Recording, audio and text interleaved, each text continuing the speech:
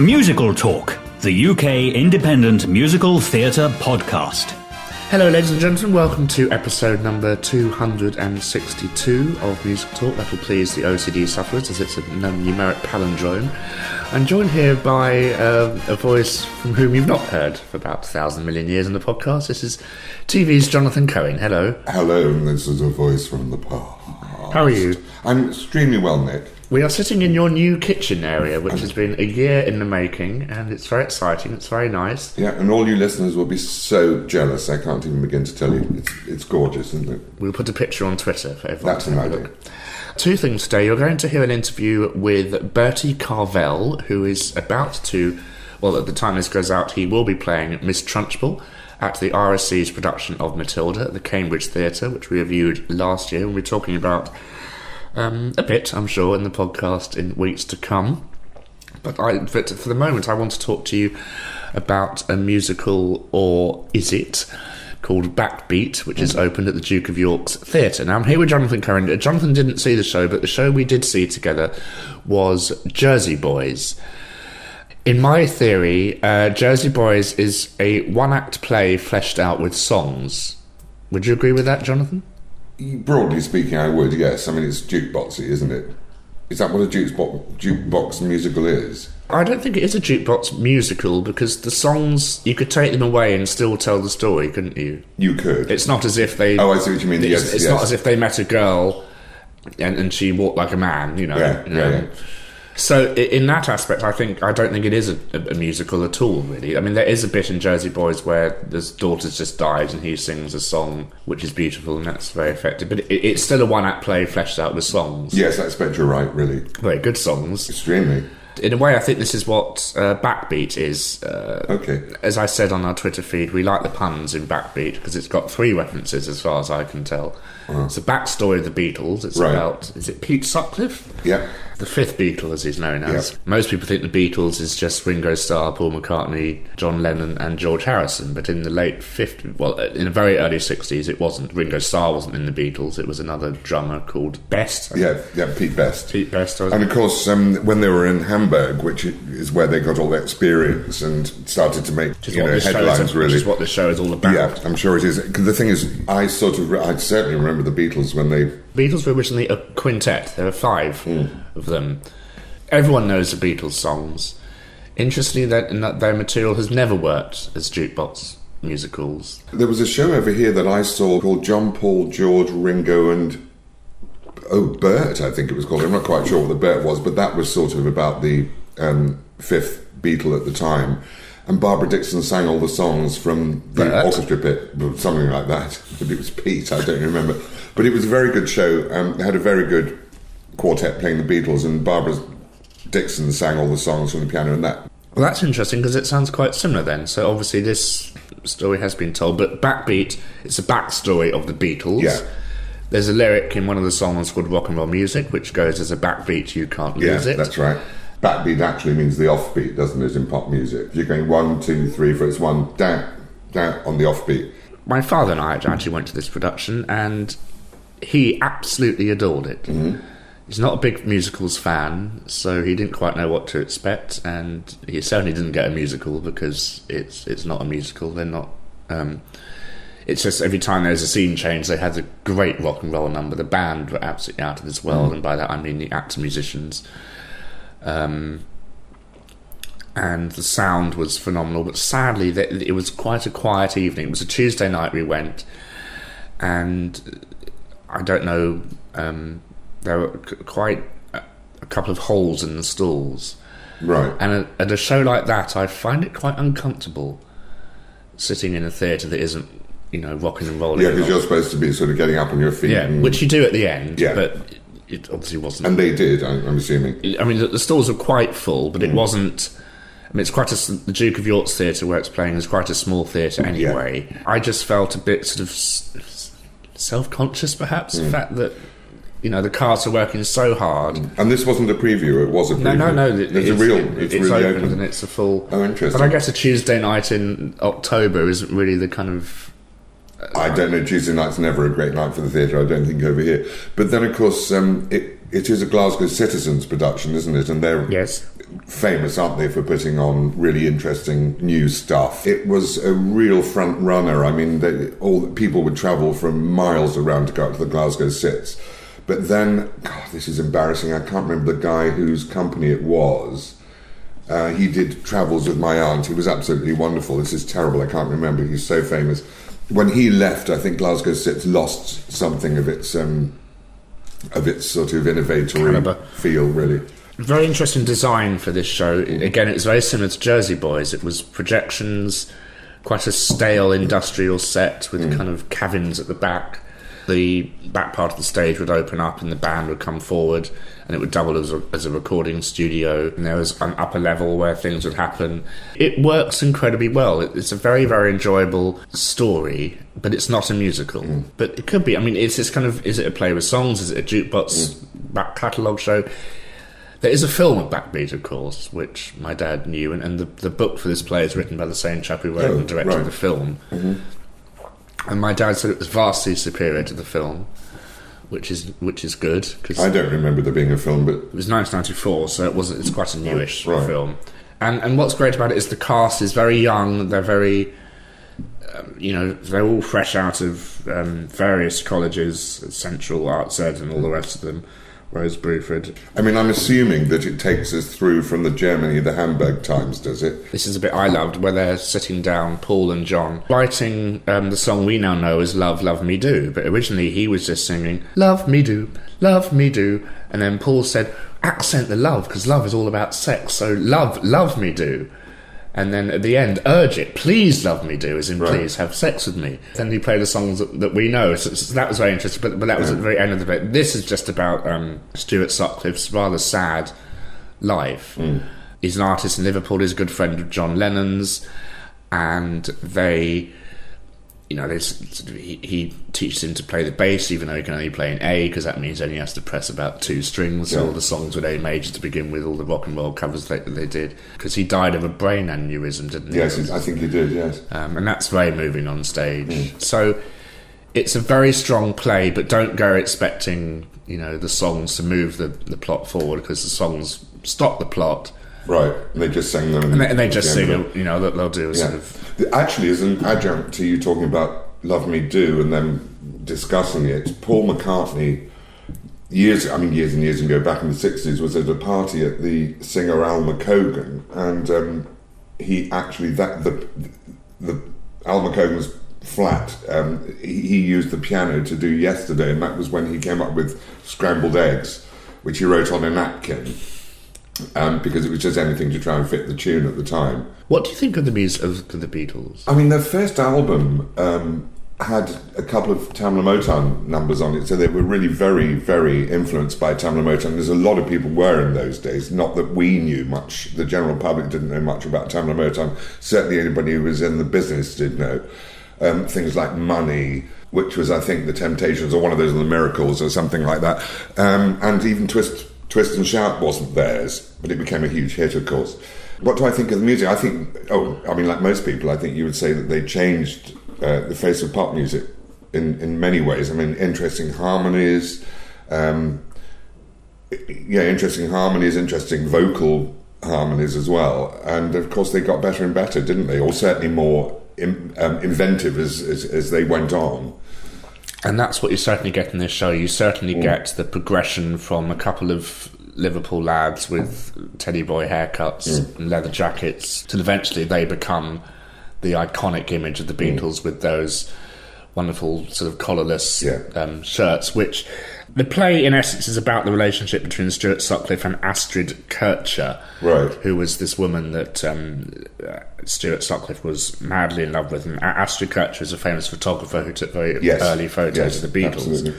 And the play alludes to the fact that she designed the costumes. Oh, okay. That the Beatles wore. Well, those shiny those black, suits those grey suits with no collars. And she said, why don't you put your do the hair like that? Which, of course, I mean, can you believe it? I mean, people were up in arms about that. Certainly parents were, because they just thought they looked a mess. And, of course, now it just looks so ordinary, it just isn't true. So it just shows... They looked like girls, didn't they? I mean, that was... A little bit. But when they shook their heads, all the hair bounced around. The chap playing Paul McCartney does that, and he's standing, playing the guitar the wrong way round, I must say. They allude to that in the programme. We apologise that Paul McCartney in his production is not left-handed. Right. But who would know? I mean, I notice. And avid Beatles fans certainly would, and they'd be up in arms about that.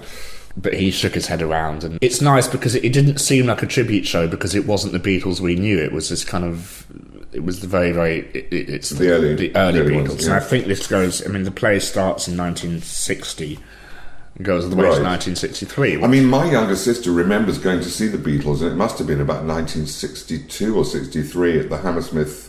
It was then the Hammersmith Odeon. And of course they were all screaming and nobody could hear a single thing they did. But they all went absolutely mental. They were so big, it's impossible to think. I don't think any other group's been as big as that. And they sustained it. That was the amazing thing. And this, the transient went to pop music. Until Yoko Ono appeared and everything went slightly pear-shaped. Well, except that John Lennon did keep writing songs. Shame it was imagined. But what's great about this show is not audience participation, but they use the space very well. There's lots of people coming into the audience and urging us to get up and dance, which did work on a Tuesday night. But it's just the band. These act musicians were so brilliant. I think it's some of the best, and I haven't seen $1 Million Quartet, so I don't know what they're like, but you have. They were brilliant, absolutely phenomenal. The standard is so high. Yeah. I don't know where they get them from quite. Have I interested you in seeing this production at all? I think so, yeah.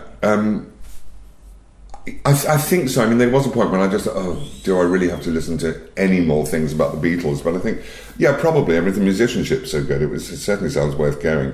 I think it's a hard sell because it doesn't scream Beatles. No. What was the age range of the audience that you noticed? I was probably the youngest person there. That's quite likely. And I'm not a spring chicken myself. The cast were incredibly young because they're playing, of course, they're in the youth, yeah. And interestingly, I think it was George Harrison they got thrown out of Germany because George Harrison at the time was only 16.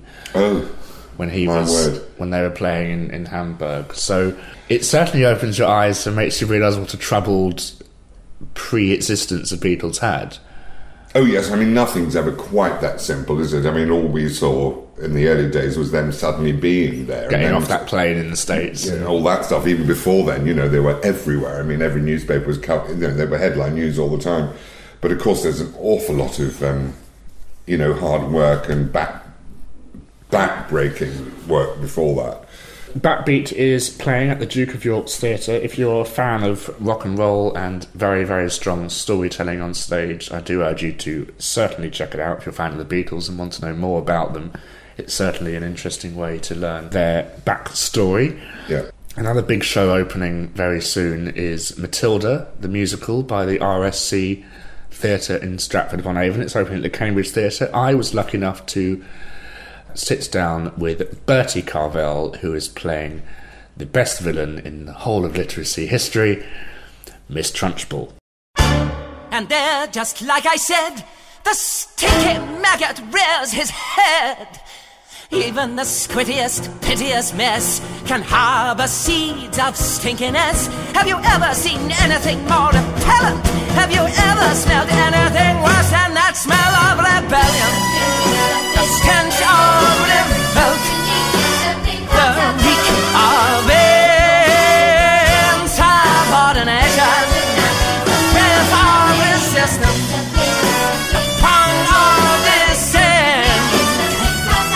And I will not stop till you are squashed, till this rebellion is quashed, till glorious sweaty discipline has washed this sickening stench away. Musical Talk, the UK Independent Musical Theatre Podcast. A year ago, we went to see Matilda the musical at the Courtyard Theatre in Stratford-upon-Avon. I'm now in its new and lifelong home, I think is a term I will call it, here with Miss Trunchbull, a.k.a. Bertie Carvel, who's you don't know anything like her. No, it's a pleasure to transform. Transform and transfer, because you originated the role in Stratford through wind and snow and everything else. You survived all the performances. Yeah, I was living on a houseboat at the time. I'd spent a couple of Christmases in that part of the world on houseboats. And so I went home every night from the tech and previews to find my boat increasingly frozen into the Stratford Canal. You meant you couldn't go anywhere. That's true, no, but I think at the time it was far further from Stratford than I'd intended to spend most of my time. So, no, we braved wind and snow, and so did audiences. It was great. It was just a triumph, wasn't it? It was, if I do say so myself. A miracle, one might say. A miracle. It was. There's something quite... You know, I did a show a few years ago called Coram Boy, and I revived that a year later. And I have a similar experience with this, which is a feeling that actually there's something about the show that's bigger than any one of its parts, and indeed the sum of its parts. And there's something quite... it's a privilege to be part of something like that, where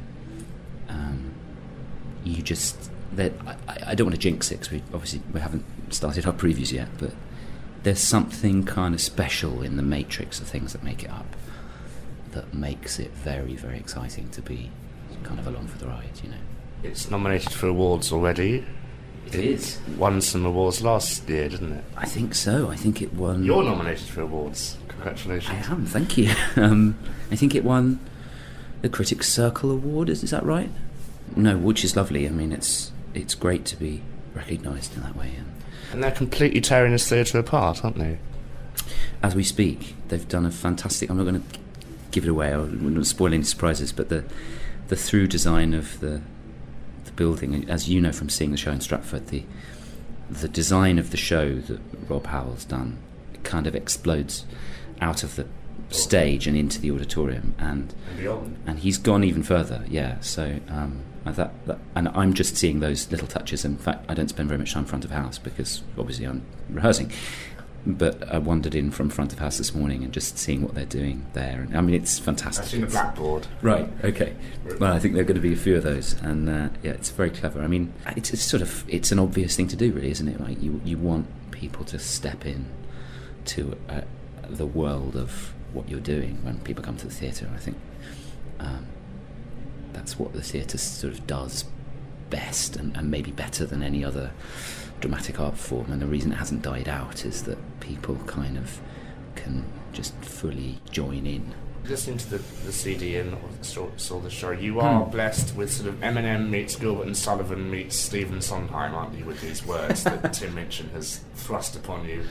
Yeah, he's brilliant. I mean, the art of classroom mastering is the mystery of classroom the art of classroom mistressing. The simpering and whimpering, the dribbling and the spittling. The miss, I need a tissue, it's an issue I can fix. There is no mystery to mastering the art of classroom mistressing. It's discipline. The smell of rebellion, the stench of rebellion. I mean, there's more clever lines than you can shake a stick at, but what's particularly good, and I don't know very much, I don't really know the kind of musical theatre repertoire very well, and but I'm getting to, but what's very clear from what I've been lucky enough to do and things that I look around and like, and is good musical theatre writing is obviously good dramatic writing. And what is brilliant about Tim's songs is that they are driven by character and story, and so I'm an actor, really. I don't really consider myself a singer, and the only reason I'm able to do it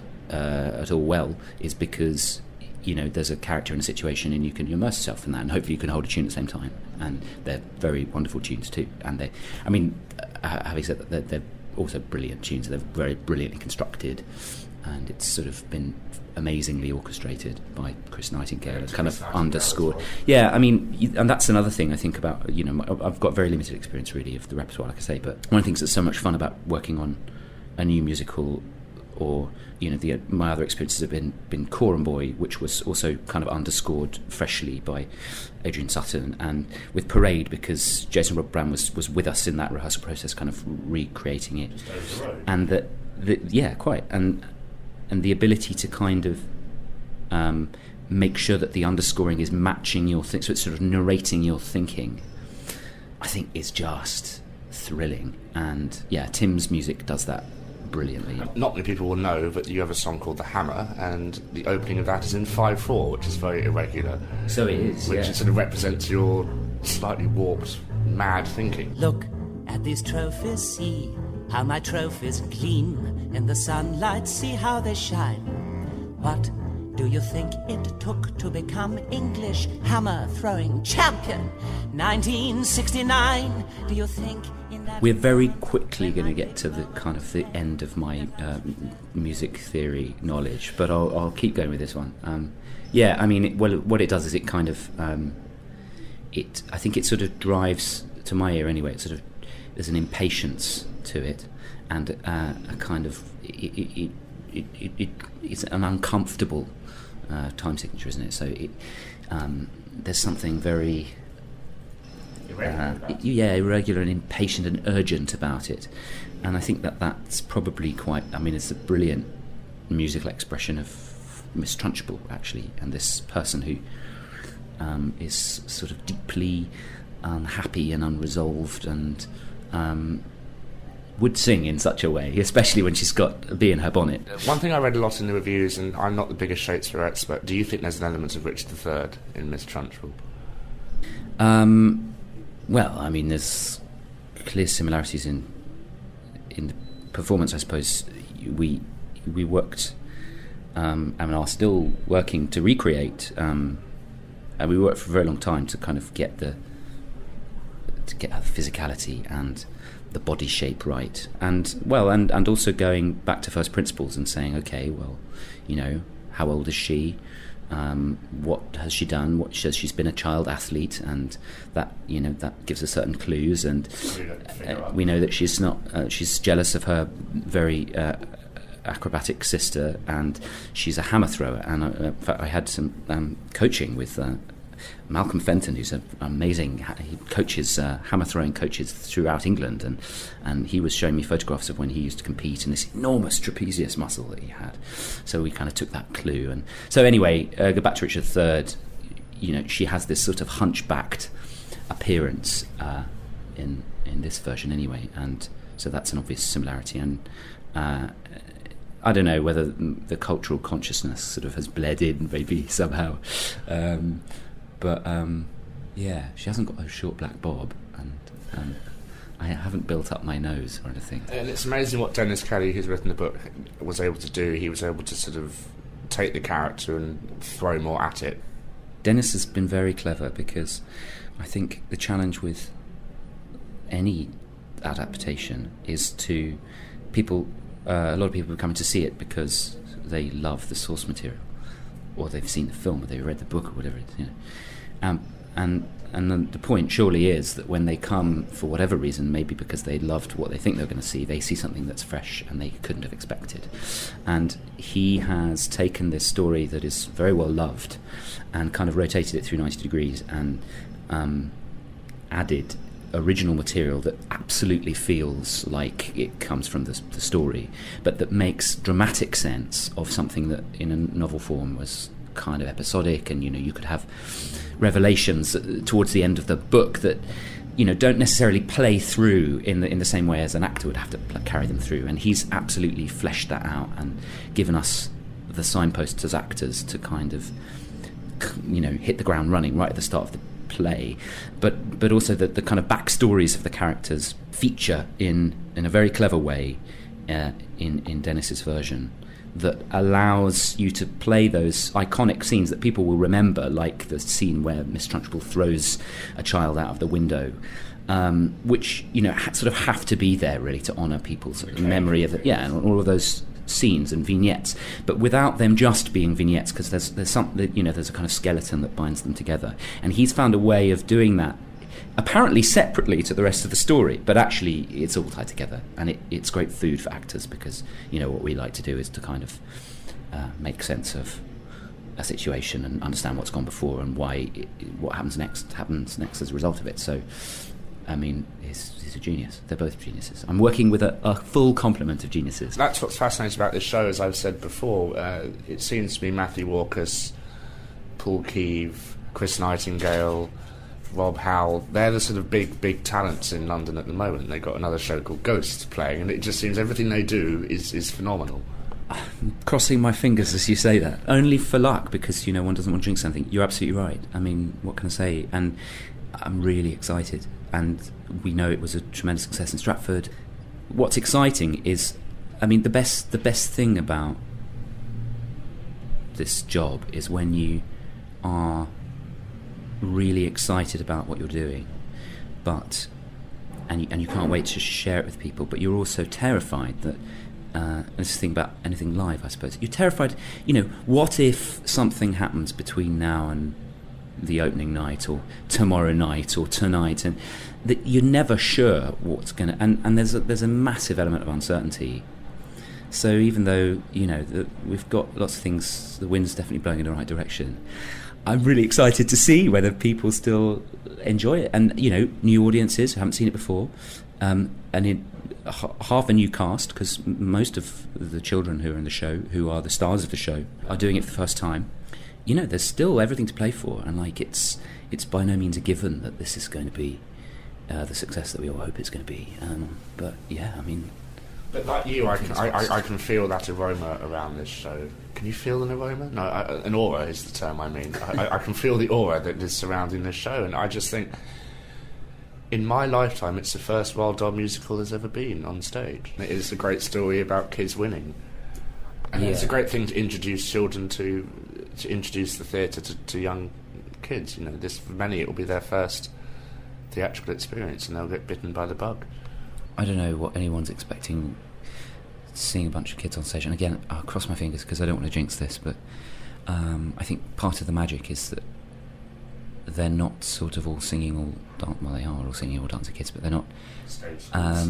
Yeah, there's a sort of guilelessness about, a truthfulness and innocence about the way the kids perform, which is just delightful, and is, it's what you pay to see great actors do, actually, which is to sort of not act. Apparently, they're apparently just being themselves in that situation, and you can't see the joins between. And when it really works like that, and you're seeing. I mean, that's what great acting is, isn't it? You can't see the joins. You might as well be seeing that actor on his night off. And you don't know. I mean, you don't know unless you listen to the podcast with them in the dressing room what they're really like in real life, and you're just apparently seeing something.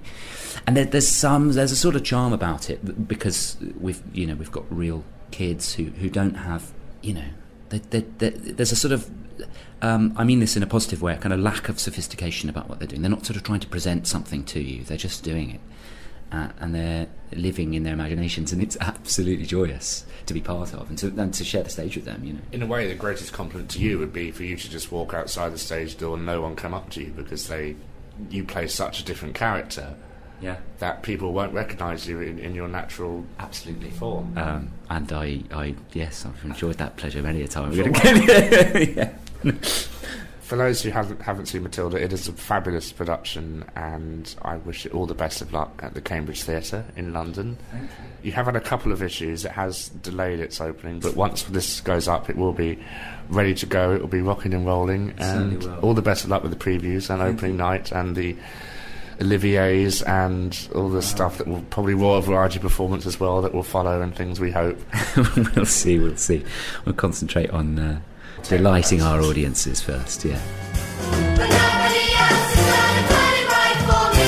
Nobody but me is gonna change my story. Sometimes you have to be a little bit Maggots. naughty. Bertie Carvel there, Jonathan Cohen, thank you very much for contributing something to Musical Talk. It's a pleasure. Yes, I actually contributed something this time. Precisely something I contributed. We'll have you on again soon, because you're quite useful. And thank you very much for listening, and we'll see you next week. Goodbye. Bye. This episode of Musical Talk was presented by Nick Hudson and Jonathan Cohen, and edited by Nick Hudson.